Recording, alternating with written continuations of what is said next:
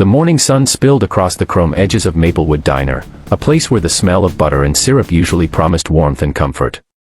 But on this particular day, the light couldn't erase the darkness that crept into the hearts of a few cruel boys.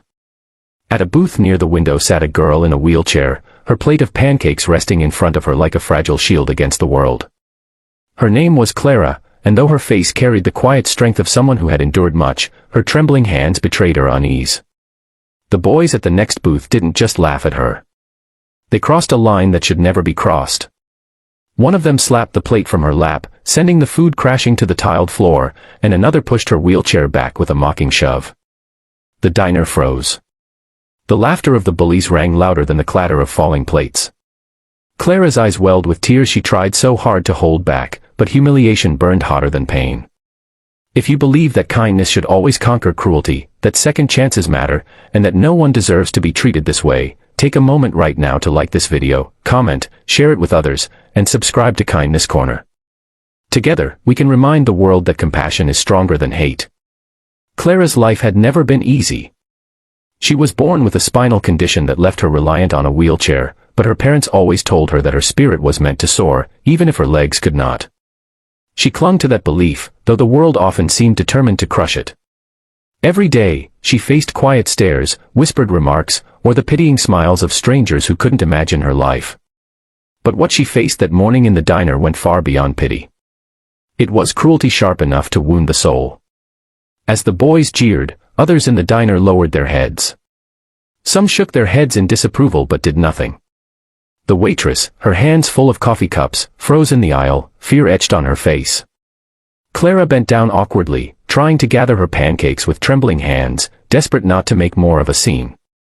That's when another hand reached down, not rough, not mocking, but gentle. An older man, gray at the temples, quietly picked up the plate and set it back in front of her. "Don't mind them," he whispered, but his eyes darted nervously toward the gang of teenagers. The man's kindness was a small candle flickering in a room full of shadows, but Clara still felt exposed, broken in ways no one could see. She sat quietly after that, her appetite gone, her throat tight with unspoken words. She wanted to ask why the world worked this way, why people thought it was acceptable to torment those who were different.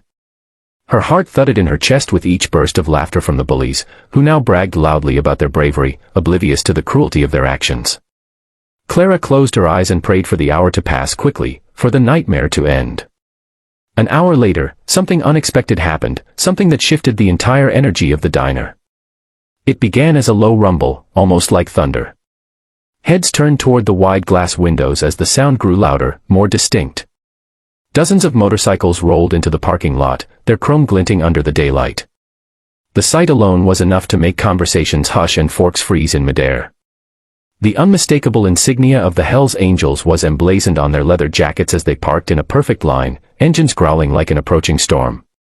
The bullies, who just moments ago carried themselves with arrogance, suddenly grew restless. Their smirks faltered. Everyone knew the reputation of the Hells Angels, fierce, fearless, and unafraid to stand their ground. When the door of the diner swung open, the bell jingled softly, but the silence that followed was louder than anything. A towering man with a beard and steel-hard eyes walked in, his vest heavy with patches. Behind him came another, and then another, until the diner felt smaller, its air charged with tension. Clara's eyes widened, her pulse racing with both fear and wonder. The man at the front scanned the room, his gaze sharp as it swept over the bullies. Then his eyes softened when they landed on Clara.